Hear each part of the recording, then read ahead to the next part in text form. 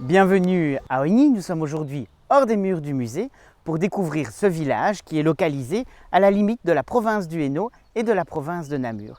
C'est d'ici que provient le célèbre trésor d'Ogny qui est exposé au Tréma, le musée des arts anciens à Namur, depuis près d'une dizaine d'années grâce au soutien de la Fondation Roi Baudouin. Vous pouvez découvrir derrière moi l'église Sainte-Marie d'Ogny. C'est là que sont conservées une partie des reliques de Marie d'Ogny, mais également les restes de Jacques de Vitry, un évêque à Acre puis cardinal à Rome qui est un des atouts pour la constitution de ce trésor. C'est ici aussi qu'a œuvré l'orfèvre Hugo de Walcourt, dit Hugo d'Ogny, et il a réalisé les plus belles pièces du trésor. Je vous propose aujourd'hui de découvrir les vestiges que l'on peut encore admirer dans le hameau. Prochaine étape, le prieuré.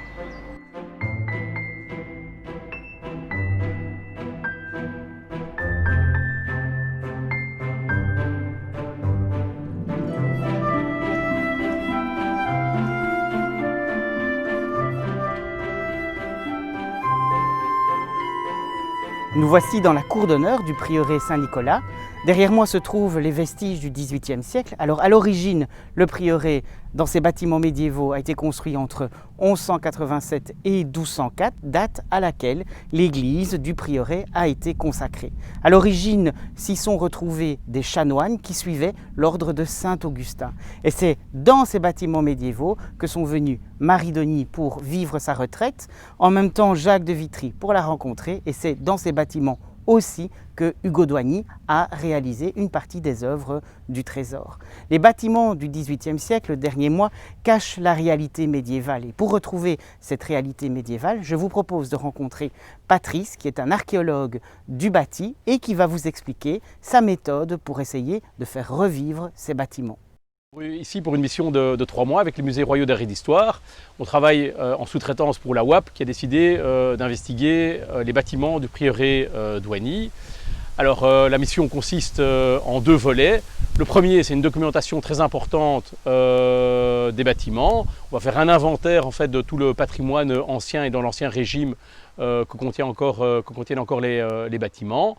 Pour ça, on est aidé par les services techniques de la WAP qui vont faire de la photogrammétrie, un scan 3D de l'ensemble du site et donc un travail d'inventaire, de documentation avant une très lourde restauration puisque le prieuré va être amené à être transformé en maison de repos et de soins. Dans la partie sud, qui est ici derrière nous, plus spécifiquement, on va faire une mission d'archéologie du bâti, c'est-à-dire qu'on va investiguer les maçonneries à la recherche peut-être du monastère médiéval. C'est-à-dire qu'on peut imaginer que dans un monastère comme celui-ci, qui a plus de 800 ans de vie, que les structures modernes, des temps modernes et le bâtiment du XVIIIe siècle qu'on voit, se soient construits en fait sur des superstructures, sur des bâtiments antérieurs. Et grâce à un ensemble de décapages, d'enduits, essentiellement de ciment contemporain du XXe siècle, on va essayer de retrouver un ensemble de petites pièces de puzzle du bâtiment antérieur et peut-être que l'ensemble de ces découvertes et de ces pièces de puzzle va donner une vision sur le bâtiment ancien.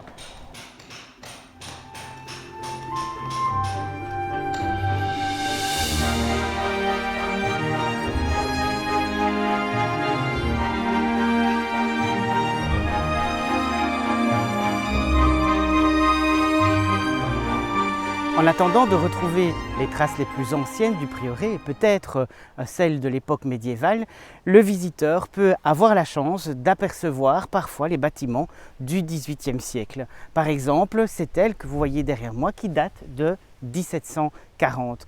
L'histoire du prieuré est, il est vrai, très mouvementée puisque l'on sait que dès 1554, une partie des bâtiments ont brûlé. Les bâtiments anciens de l'époque médiévale ont donc été remplacés jusqu'au XVIIIe siècle avec les 2 dernières ailes qui ont terminé ce que l'on appelle la cour d'honneur.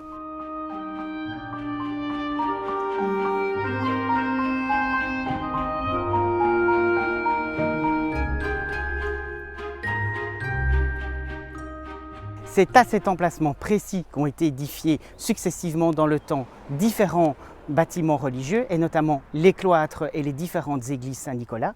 À la suite de la Révolution française, le prieuré ayant été déserté, eh bien, il va être démantelé, revendu et finalement une partie des bâtiments va être démolie. Néanmoins, en 1838, la manufacture de glace Sainte-Marie-Denis va s'installer dans les structures qui restent juste derrière moi.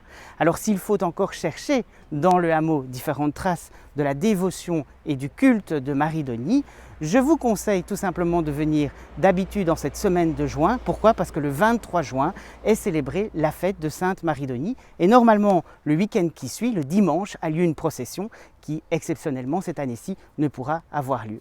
Mais si vous voulez quand même découvrir des reliques de Sainte Marie-Denis et surtout découvrir le trésor Denis, eh bien je vous donne rendez-vous au Tréma à Namur.